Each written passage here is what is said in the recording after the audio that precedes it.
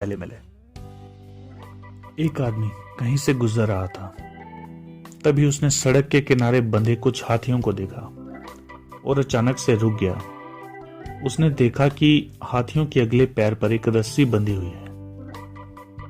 उसे इस बात का बहुत आश्चर्य हुआ। उसे इस बात की बहुत हैरानी हुई कि हाथी जैसे बड़े जानवर को लोहे की जंजीरों की बजाय एक छोटी सी रस्सी से बांधे हुए हैं। ये साफ था कि हाथी जब चाहे तब इसे तोड़कर कहीं भी आ जा सकते थे, पर वे ऐसा नहीं कर रहे थे। उसने पास खड़े महावत से पूछा कि भला ये हाथी इस तरह से क्यों खड़े हुए हैं?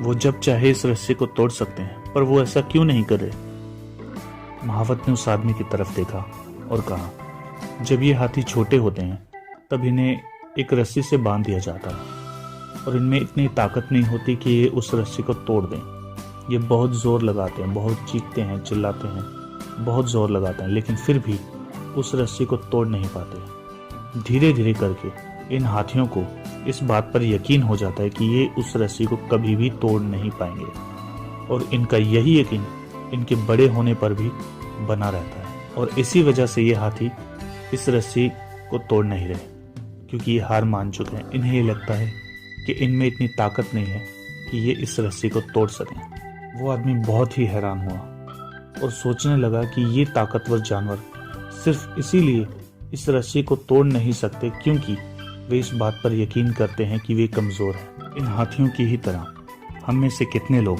पहले मिले फेलियर के कारण ये मान बैठते हैं कि हम ये काम कर ही नहीं सकते और अपनी ही बनाई हुई मानसिक जंजीरों में जकड़े जकड़े पूरा जीवन गुजार देते हैं। उन्हें ये नहीं पता कि हर फेलियर अपने साथ एक नई सीख लाता है और ये सीख ही हमें मानसिक तौर पे और मजबूत बनाती है और धीरे धीरे करके हमें और ताकतवर बना देती है। जो लोग इन मानसिक जंजीरों को तोड़ देते हैं वो अपनी लाइफ में सक्सेसफुल हो जाते हैं, लेकिन जो नहीं तोड़ पाते वो फेलियर तो सीधा सा काम है।